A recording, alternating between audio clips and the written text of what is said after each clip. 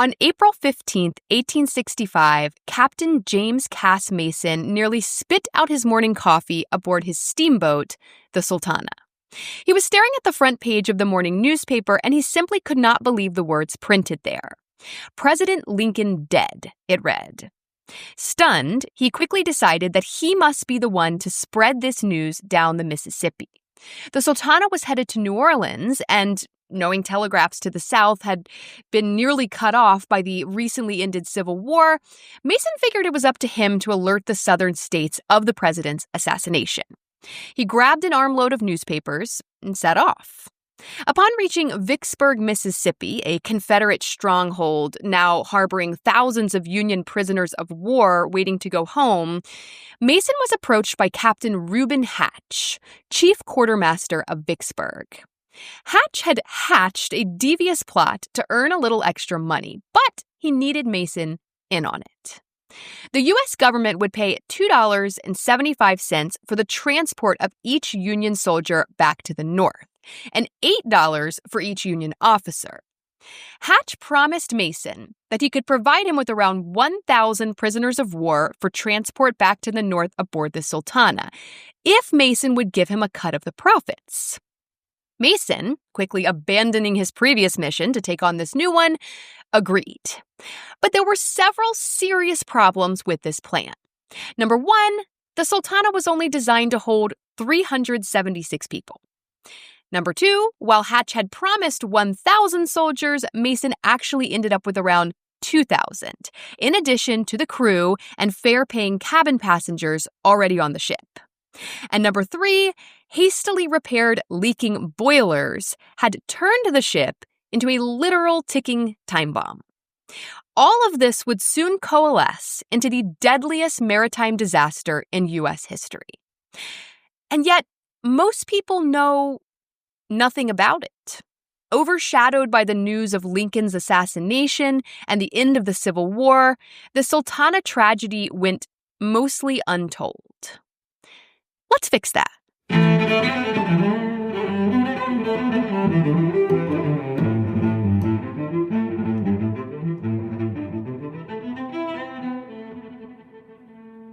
Hello, I'm Shayla Fontaine, and you're listening to History Fix, where I discuss lesser-known true stories from history you won't be able to stop thinking about. I am back this week with 4 more shipwreck stories for you in this Part 2 episode. I also released a mini-fix this past Wednesday called What Does a Pirate Read? Here's a quick preview. Pirates aren't exactly thought of as intellectuals. They're rough and mean, barbaric, they're criminals. When you think pirate, you don't typically think well-read. I mean, could pirates even read? How educated were they really? Well, it certainly depends on the pirate, but evidence uncovered on the wreck of Blackbeard's ship, the Queen Anne's Revenge, certainly suggests that at least some pirates enjoyed kicking back with a good book. Let's fix that. Listen to the full mini-fix at patreon.com/historyfixpodcast. It's just $5 a month to subscribe, or you can just purchase a particularly interesting mini-fix for $3 if you aren't the subscription type. All of that goes to ensuring that I can justify continuing to pour hours and hours and hours into creating this podcast. And it's so incredibly appreciated. In last week's Part 1 episode, we talked about 4 shipwrecks: the Antikythera, the Mary Rose, the Queen Anne's Revenge, and the HMS Victory. And I promised you that I would be back this week with 4 more shipwrecks to round out this 2-parter. So this week I have for you the Sultana, the Titanic, the Endeavour, and the San Jose. So let's start with the wreck of the Sultana, which was the topic of the opener. Now, we talked a lot about how shipwrecks were really cool because they were kind of like time capsules, and in most cases, that's true. We learned a lot about Tudor England, for example, under the reign of Henry VIII, by examining the wreck of his flagship, the Mary Rose. We learned a lot about pirates of the golden age of piracy with the excavation of Blackbeard's ship, the Queen Anne's Revenge. But the Sultana was a bit different than these ships because there really wasn't much left of it. And what was left is actually thought to be buried underground now, not underwater. This shipwreck was bananas. So let's get into it. As I already said, the Sultana was a steamboat captained by a guy named James Cass Mason.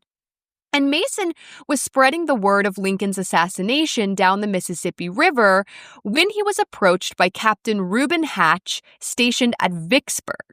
So Vicksburg was essentially a Confederate fortress in Mississippi during the Civil War.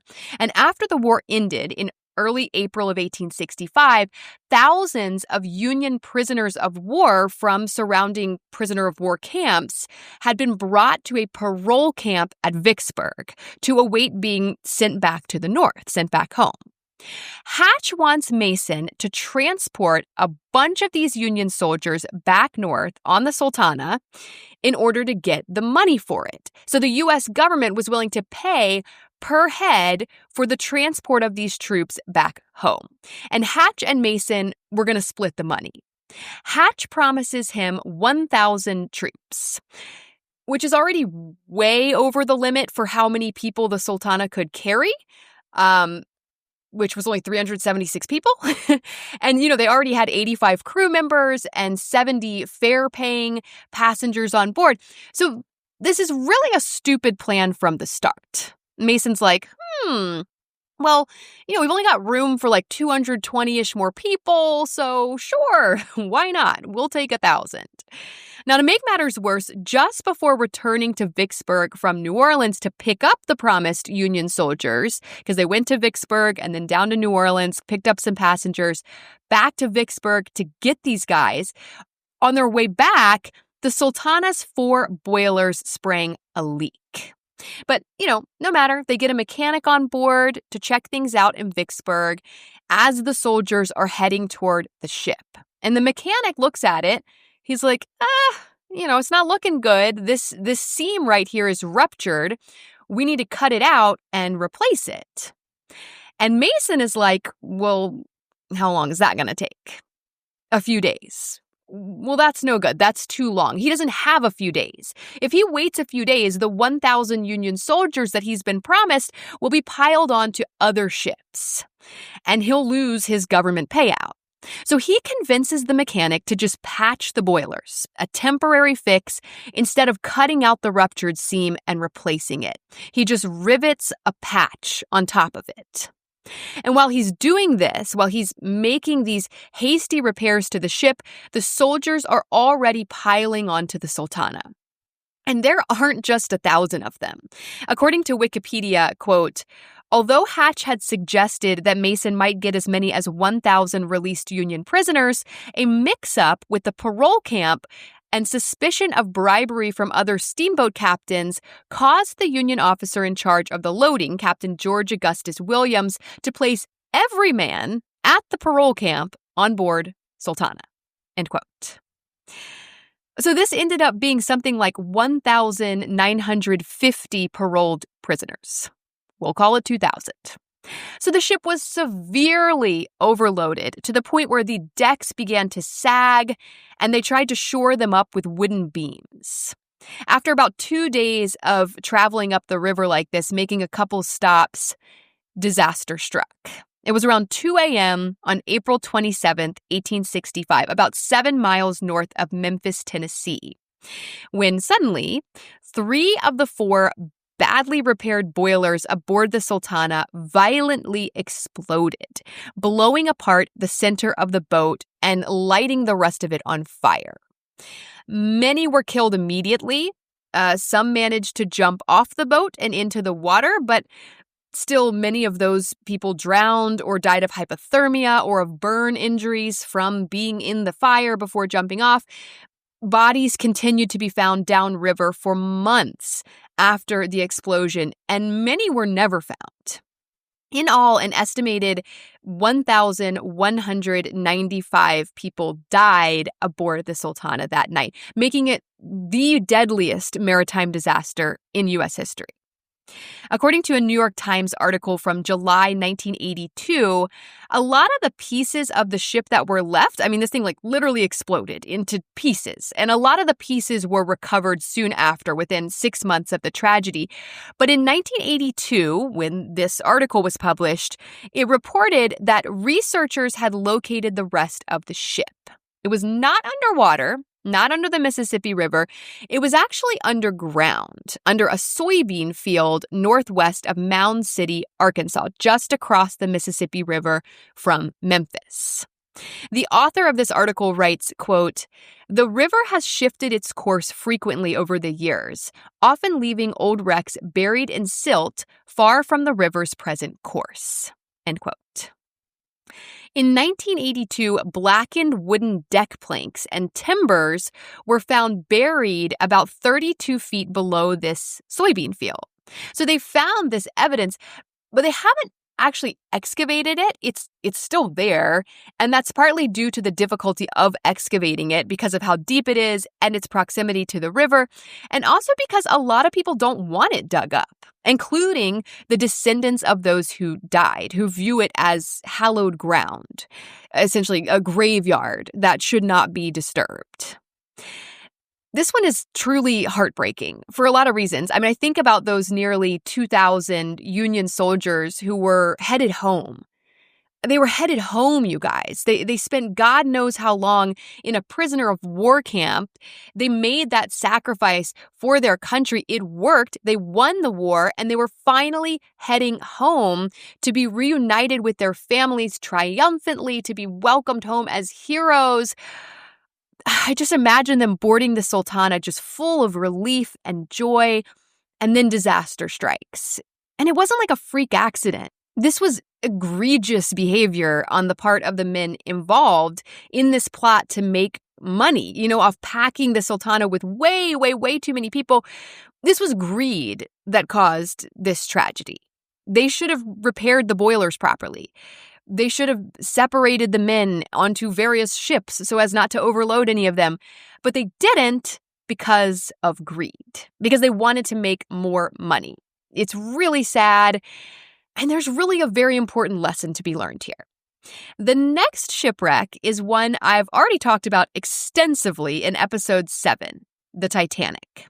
Now, I want to point out the Titanic did get a lot of attention. It was all over the newspapers. It was all anyone was talking about, this horrible tragedy aboard the Titanic. The Sultana did not. It didn't get much press at all. No one really knew about it. It took a long time for the news to sort of trickle out, and that's because of what else was going on at the time. Okay, so April 9th, 1865, the Civil War ended. April 15th, President Abraham Lincoln died. April 27th, the Sultana exploded. It was just, there was just too many other big news stories already that overshadowed it. But the Titanic? No, this was probably one of the most widely reported on shipwrecks ever. And I'm not going to go too deep into the story of how it sank, because I already did that in episode 7. It's super interesting, so definitely go back and revisit that one if you missed it. Long story short, the Titanic was traveling from England to New York City in April of 1912 when it struck an iceberg just before midnight on April 14th and sank, killing around 1,500 people. And as I talk about in episode 7, it really was this perfect storm that came together to make the wreck of the Titanic the extreme tragedy that it was.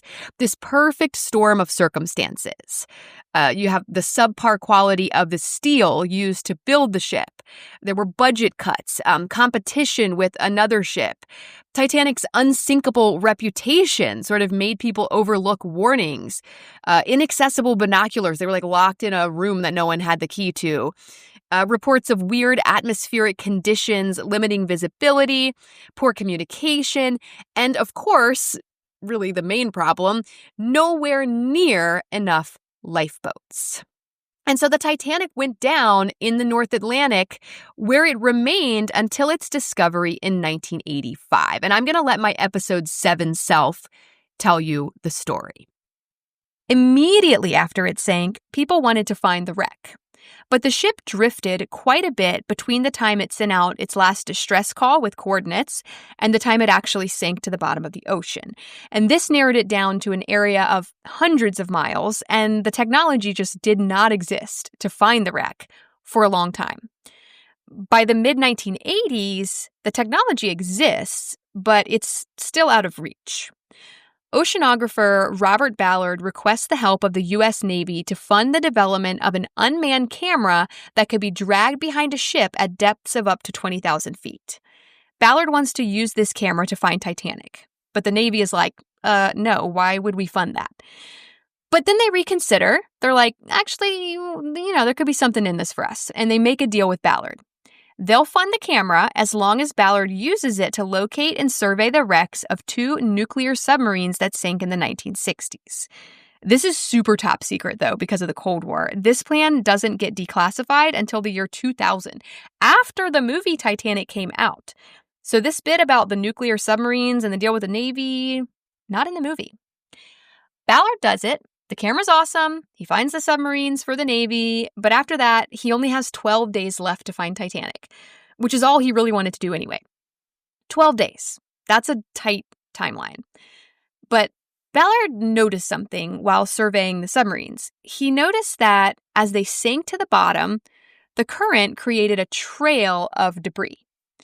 He realizes instead of looking for the Titanic itself, he should look for this much larger debris trail and then follow it to the wreck. And that's exactly what he does. After combing the seafloor for more than a week, something finally enters the live video feed. It's unmistakably one of Titanic's boilers. They found it. Ballard and his crew start cheering and applauding. Someone busts out champagne. And then they realize it's 2:20 a.m., the exact time Titanic sank 73 years ago. And a hush falls over the room as the gravity of that hits them.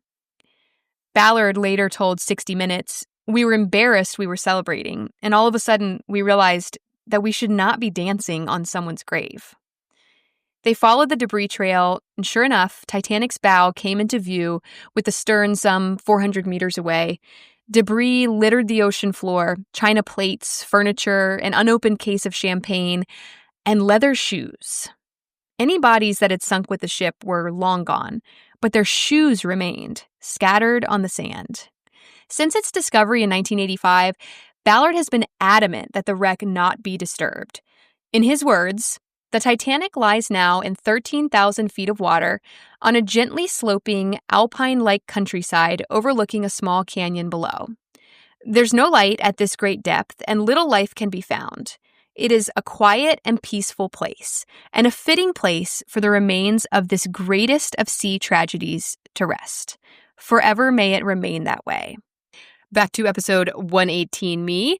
So the Titanic is still there. Most of you are probably familiar with the second tragedy involving the Titanic that occurred a couple of years ago in June of 2023. That actually happened after I did episode 7, so it's not mentioned in that episode. That was, of course, when a small submersible called Titan that was going to get a glimpse of the Titanic wreck imploded, killing all 5 people on board. Super sad. I know a lot of people made light of it at the time because it was like, it was like these rich guys just looking for adventure or whatever.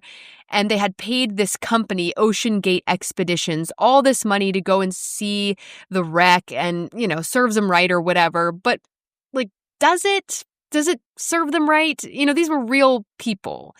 There was a 19-year-old on board. It's a tragedy. Not a joke. They left behind loved ones. Can you imagine seeing the memes of people poking fun at your dead son who died in this really horrible way? Just, enough of that. Now, the Titanic wreck has been in the news again recently because of a really cool thing National Geographic is doing called Titanic, the Digital Resurrection, where they've used these super advanced underwater scans to digitally recreate perfectly accurate images of the wreck. There's a documentary you can watch. I've started watching, I haven't finished watching it yet. National Geographic wrote in a press release about it, quote, using exclusive access to cutting-edge underwater scanning technology, including 715,000 digitally captured images. The special unveils the most precise model of the Titanic ever created. A full-scale, one-to-one digital twin, accurate down to the rivet. End quote. And I think this is so cool because it's kind of a workaround to the issue that keeps coming up with all these shipwrecks. This ethical, moral issue of, do we dig up these wrecks and pull stuff up to study and display in museums, or is this a graveyard that should be left undisturbed in peace as the final resting place of all these victims? What National Geographic is doing here is kind of both in this really neat way, because it's being left undisturbed, right, as Robert Ballard wanted, but we're also sort of getting to see it. And I mean down to like the tiny details, personal items like pocket watches, purses, that kind of thing. It's all left in place, but it's been scanned and digitally recreated in a way that sort of bridges the gap of this moral shipwreck dilemma we keep having. I really need to watch the special and to finish watching it now. Not a sponsor, unfortunately, just probably really cool to see. National Geographic, hit me up if you want to sponsor History Fix. I'll talk about the doc all day long. So our seventh shipwreck, if you're counting the 4 last week, is the Endeavour, not to be confused with the Endurance, Ernest Shackleton's ship, which came up organically a couple weeks ago when I was chatting with Gary Arndt, episode 116 about UNESCO. I don't know what happened, but for until right now in the episode, I thought I was doing Shackleton's ship. And then I was like, oh, wait, no, Endeavour, not Endurance. Wait, what even is the Endeavour? And I got so confused. I'm going to talk about the Endeavour, not the Endurance, although that is another interesting shipwreck story. I have plans to do a full episode about Ernest Shackleton and the Endurance soon, so I'm going to save that one, and we're going to do the Endeavour instead.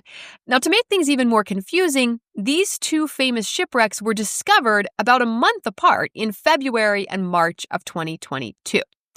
The Endeavour was discovered off Rhode Island in February of 2022. And no, it was not Ernest Shackleton's ship. It was another famous dude's ship who we've talked about before, Captain James Cook. He actually came up in my mini-fix I just put out a few days ago.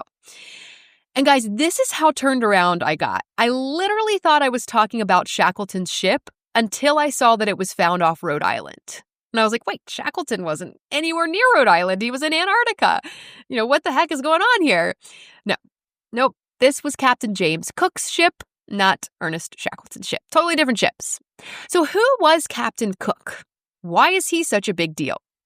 Well, he was a British Navy officer, explorer, and cartographer, best known for his 3 voyages to the Pacific and Southern Oceans between 1768 and 1779.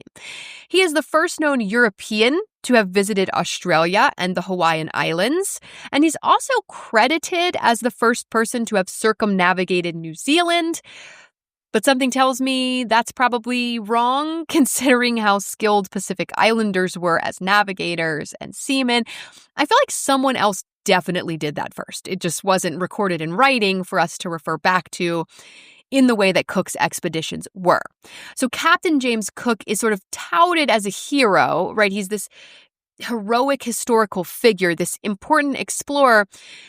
But of course, there's a whole lot more to his story than that. And of course, there's a dark side to Captain Cook, just as there was a very dark side to Christopher Columbus, for example.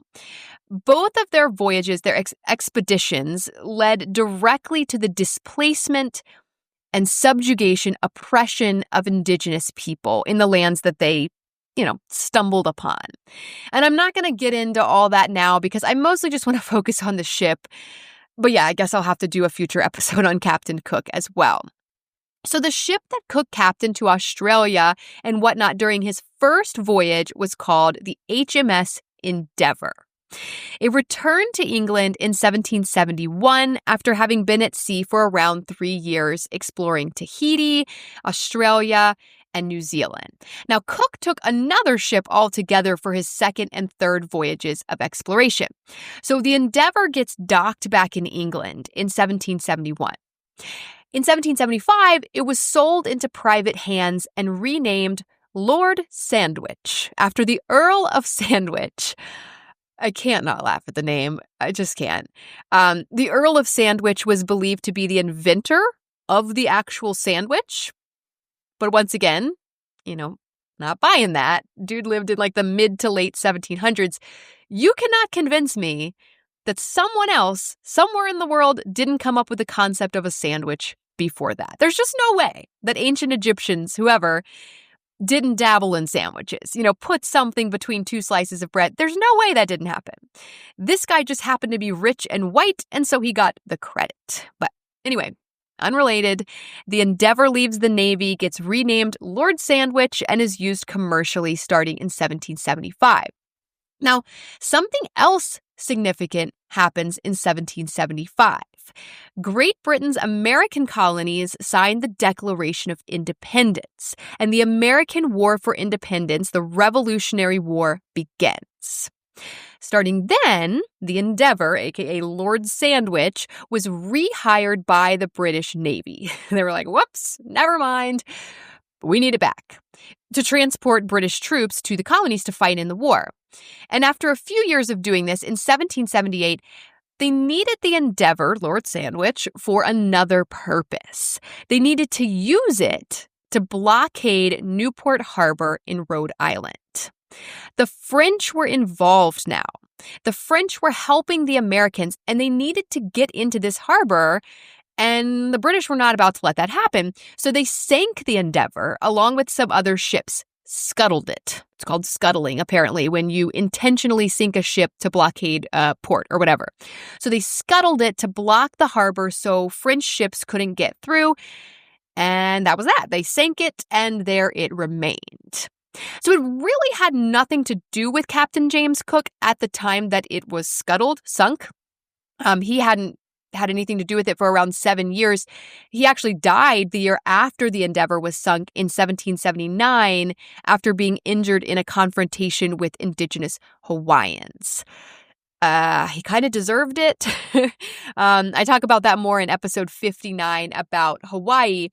But the Endeavour's stint as Captain James Cook's ship during his first voyage of exploration, when he landed in Australia, that was a big enough deal to Australians that they wanted to find the ship. To white Australians, I should say. It was a big deal to white Australians. Aboriginal Australians probably feel very differently about Captain James Cook and the Endeavour. But between 2018 and 2021, the Australian National Maritime Museum's archaeology team began looking for the wreck of the Endeavour. Because, we kind of knew where it was. We knew the British sank it, and we knew the general area in which they sank it, Newport Harbor, Rhode Island. So the Australian archaeologist teamed up with the Rhode Island Marine Archaeology Project to investigate a wreck known as RI 2394 that had been discovered in the late 90s and was just sort of like a John Doe of a shipwreck. But it was in the right place, right? It was in Newport Harbor. Now, in February of 2022, they were able to use various pieces of evidence from the RI 2394 wreck to link it to the Endeavour of Captain Cook fame. Because they have detailed plans, like blueprints of the Endeavour from when it was acquired by the British Navy in 1768. And so they were able to confirm the type of wood that was used, white oak, the size of the ship. They were able to superimpose images of the wreck on top of the blueprints, and it all lines up perfectly. The bilge pump in particular was like a dead ringer. And then they were also able to identify places where the ship had been repaired that matched known repairs the Endeavour underwent, documented repairs. Cook recorded these in his journal. And they also found evidence of scuttling, intentionally sinking the ship to blockade the port, which we know they did. So when a ship is scuttled, they usually try to leave the possibility open of salvaging the ship at some point, bringing it back up, like refloating it and fixing it up to use again. So they wouldn't like blow the whole ship apart, right? Instead, they made a series of small holes in the hull of the ship below the waterline just to let in enough water to sink it without actually destroying the whole ship. And this is what they found on the wreck. Holes low in the hull that appear to have been intentionally made with tools like axes or crowbars. Some of them even had evidence of like intentional cut marks around the edges. So someone intentionally put these holes in this ship to scuttle it. So this was the theory proposed by the Australians back in February of 2022. But there was still some debate, some pushback. The Rhode Island archaeology guys were like, I don't know. I mean, they sank a lot of ships like this. We might need more to confirm it. It wasn't until like literally a week ago, actually, that this find was sort of confirmed. According to a Guardian article from June 4th, like this past June 4th, quote, on Wednesday, the museum's director, Daryl Karp, said it stood by its 2022 conclusions, the culmination of 25 years of research, end quote. That is the Australian National Maritime Museum. So they didn't find a smoking gun or anything. They just sort of sat on their theory for 3 more years and then were like, it's good enough. Confirmed. And there are no plans to pull the wreck up or anything like that. There wouldn't be much of anything left on it because we know it was intentionally sunk. They would have really removed anything of value. But the Australians would like plans put in place to protect the wreck from shipworms and gribbles, which are eating the wood. Gribbles are apparently a type of wood-eating crustacean. So yeah, shipworms and gribbles. Yikes. But of course, it's in American waters, not Australian, so that complicates things, I'm sure. And then, when you factor in what this ship was used for, transporting foreign invaders to Australia, New Zealand, Tahiti, lands that were already inhabited, populations that would be decimated, ways of life destroyed by these outsiders. And then again, during the Revolutionary War, it was used to try to keep the American colonies oppressed, to continue to subjugate and abuse and take advantage of Americans who so badly yearned for freedom and independence. There's a lot of people who might prefer to see the Endeavour go to the shipworms and gribbles. Let the gribbles have it, y'all. Now, our final shipwreck is that of the San Jose. I was going to go in chronological order. I don't know what happened. We went chronological up to the Titanic, and then we sort of started to go backwards again. Just sort of happened that way. The San Jose was a Spanish galleon that sank in 1708 off of Colombia, and it has been called the Holy Grail of shipwrecks. It's also highly, highly controversial, and that's because it carried a load of gold, silver, and emeralds worth an estimated $17 billion in today's money when it sank. Holy Grail indeed. Now, if you're like me, you think Harry Potter when you hear the word galleon, right? A galleon is the largest denomination of coin, wizard money, in the Harry Potter series. It's a big gold coin. But in this context, the San Jose being a Spanish galleon, that was a type of sailing vessel used by Spain, mostly in the 15, 16, and 1700s. But even just the word galleon brings to mind gold coins, because the Spanish were known to transport riches like this in their ships. Spain was a very, very wealthy country during this period of history. And the San Jose and its twin ship, its brother, San Joaquin, were part of the Spanish treasure fleet that operated between 1566 and 1790. Spain was raking it in. You have to be raking it in to have a designated treasure fleet. Specifically, the San Jose operated during the Spanish War of Succession in the early 1700s. This was a conflict over who would take the Spanish throne after the death of the childless King Charles II. He was the real funky-looking one with the Habsburg jaw, which is a sign of inbreeding.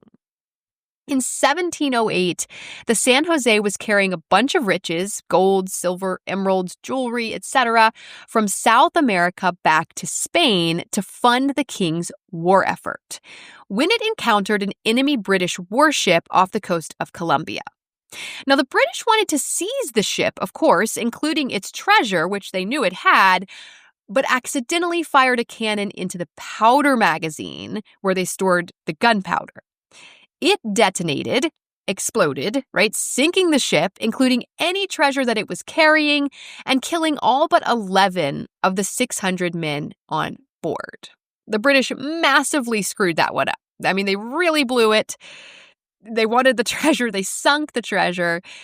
So how do we know how much riches were aboard the San Jose? How do we know how much they were worth? The number $17 billion is thrown around a lot. Well, we don't really. That's speculation based on what we know the San Jose's twin ship, the San Joaquin, was carrying at the time. We're assuming the San Jose was carrying a similar treasure haul. So, but, promising enough to prompt major treasure hunting efforts.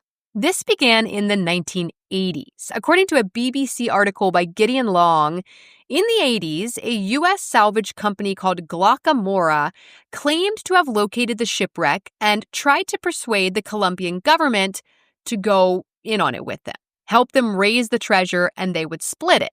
But of course, the two parties immediately disagreed over who should get what theoretical share of the treasure, and they got locked in a legal battle that just kept the whole thing at a standstill. In 2015, so like 30-some years later, the Colombian government was like, whoa, we found this shipwreck, the San Jose. Can you believe it? We found it. It had nothing to do with the Americans. Glockamora, we found it in a completely different place than they even said it was going to be. And so Colombia started to argue that Glockamora, which is now called Sea Search Armada, has no right to the wreck or any of the treasure. But others argue neither does Colombia. Spain, for example, has staked a claim. I mean, it was a Spanish government ship. They say that the treasure was the property of Spain at the time and still is. But then the indigenous people of South America disagree, of course, specifically the people of Bolivia and Peru. They argue that Spain plundered those riches from mines in the Andes Mountains, stolen goods that should be returned to the Andes Mountains, to Peru and Bolivia.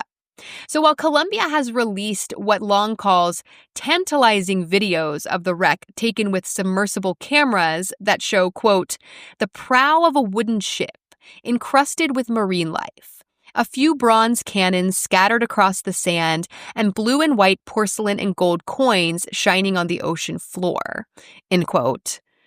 All of these factions are at a legal standstill once more over what to do with the wreck and who owns the rights to the treasure. Colombia, the American Salvage Company, Spain, and the indigenous people of Peru and Bolivia have all staked a claim. I'm honestly surprised Britain hasn't jumped into the mix to be like, well, actually, we sank the ship, so it's messy. And it really brings the shipwreck controversy to light because there aren't really any clear-cut laws over what to do with shipwrecks and who, if anyone, has the rights to them. And, shipwrecks are international. They're all over the place. And so it has to be some kind of international law, international agreement. And that, of course, is very hard to pull off. And then we have to factor in, of course, the reality that many of these wrecks are actual graveyards. Taking treasure off a shipwreck is really no different than taking treasure out of someone's grave or tomb. It's borderline grave robbery. For many, including archaeologists concerned about the historical value of these wrecks, they should be left in peace, undisturbed. Shipwreck explorer Rodrigo Pacheco Ruiz says in that BBC article, quote, if you just go down and take lots of artifacts and bring them to the surface, you just have a pile of stuff. There's no story to tell. You can just count coins. You can count porcelain, but there is no why was this on board? Who was the owner? Where was it going? The human story behind it. End quote. Colombian maritime archaeologist Juan Guillermo Martin adds, quote, the treasure of the San Jose should remain at the bottom of the sea, along with the human remains of the 600 crew members who died there. The treasure is part of the archaeological context and as such has no commercial value. Its value is strictly scientific." End quote. The human story matters. The historical context matters. This is really cool stuff that they've recovered from some of these shipwrecks. But once they recover it, once they haul it up out of the water and put it in a museum, it's just old crappy stuff. It really only matters as a part of the shipwreck within that context. And is it really worth disturbing the sanctity of a burial ground, a graveyard, to get it? Especially if your motives are financial. Colombia, the United States, Spain, Peru, Bolivia, they aren't arguing over the San Jose because they all want to have the coolest museum ever. They're arguing over it because of money. They all want the treasure. And that's not right. That's disrespectful. These sites, these shipwrecks, this is hallowed ground. These were tragedies, immense tragedies, some of them. And to profit, even now, from those tragedies, it's just not right. So I think, after all this, after digging into all 8 of these shipwrecks, I'm leaning more in the direction of leave it. Leave them there. Let them be at peace. But document what you can, preserve what you can in situ, right, for scientific and historical educational purposes. I can't stop thinking about the National Geographic Titanic special. I promise they really are not a sponsor. But that technology they're using where they do these high-tech scans and then they're able to recreate a digital exact life-size replica of the wreck and everything on it, all the debris, it really is the perfect solution to the leave it but also learn from it conundrum. 1,500 people died when the Titanic sank. And only 340 of those bodies were recovered from the water, meaning there's something like 1,160 bodies down there with that ship.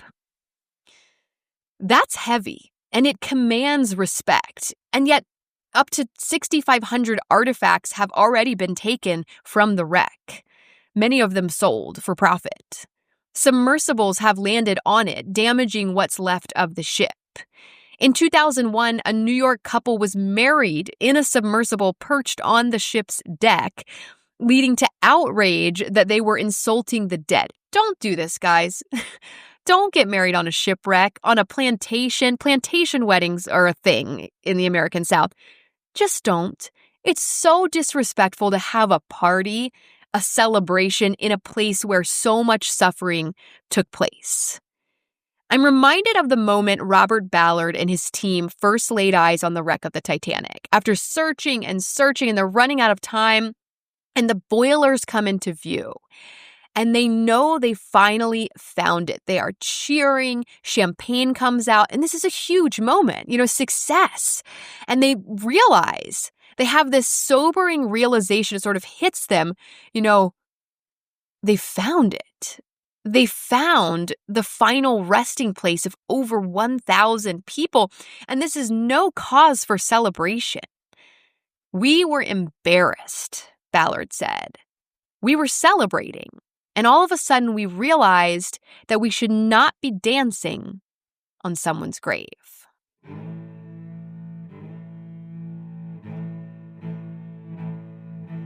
Thank you all so very much for listening to History Fix. I hope you found this story interesting and maybe you even learned something new. Be sure to follow my Instagram @HistoryFixPodcast to see some images that go along with this episode and to stay on top of new episodes as they drop. I'd also really appreciate it if you would rate and follow History Fix on whatever app you're using to listen and help me spread the word by telling a few friends about it. That'll make it much easier to get your next fix. Information used in this episode was sourced from American Battlefield Trust, The New York Times, Live Science, National Geographic, The Times, Wikipedia, the Australian National Maritime Museum, The Guardian, and BBC. As always, links to these sources can be found in the show notes.